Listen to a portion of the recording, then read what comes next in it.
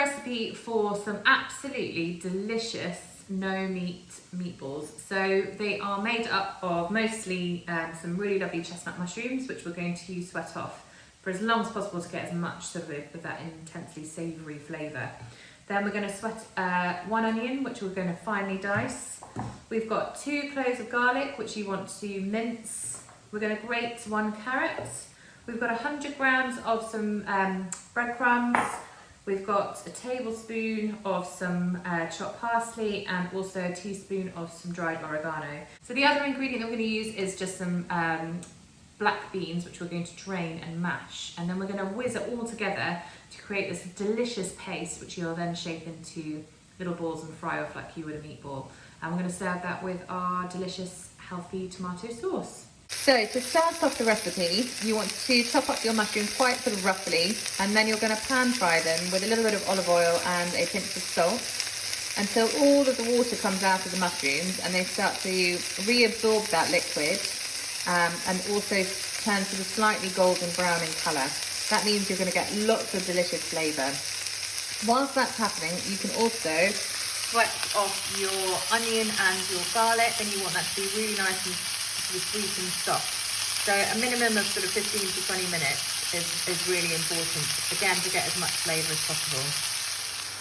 So you can see quite a lot of liquid actually comes out of the mushrooms, and often people think that that's when they're cooked, but it's really, really important to allow all of that liquid to become reabsorbed or sort of evaporate from the pan. And that means that your mushrooms won't become slimy, they just become really, really intense and delicious.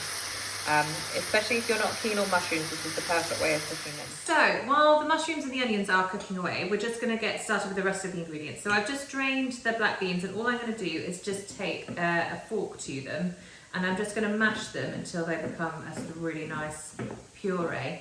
If you've got a food processor, you can pop all of the ingredients in at the same time and sort of whiz it up, so you won't have to do this stage. But if you don't, this is just another way of doing it.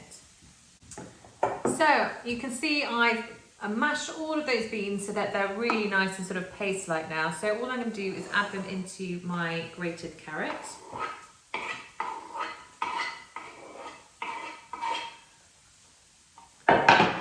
I'm going to pop in my herbs, so that's the parsley and also the oregano.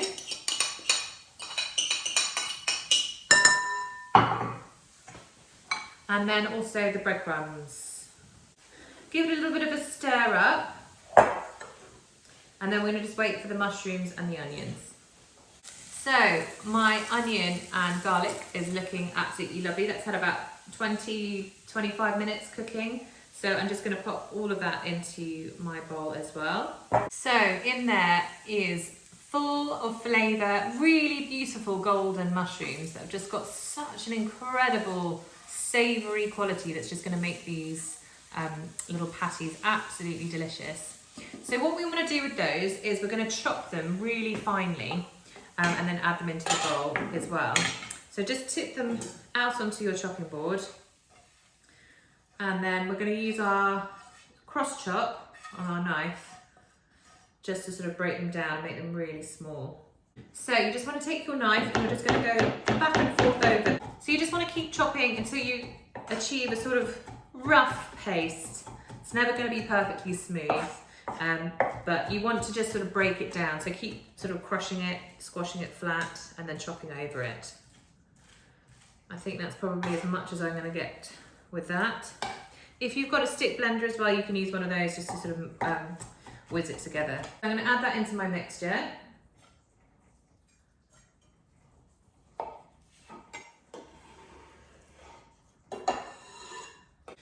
So now that everything is in the bowl, we've got the mushrooms, the carrot, the onions, the garlic, the spices and herbs, and the breadcrumbs. We're just going to get our hand in there and just squash it all together. And you want to achieve a sort of quite firm paste-like consistency. And your hand's just going to do a really excellent job of sort of squeezing everything together. So you can see in there, it's completely come together into this lovely sort of firm mixture.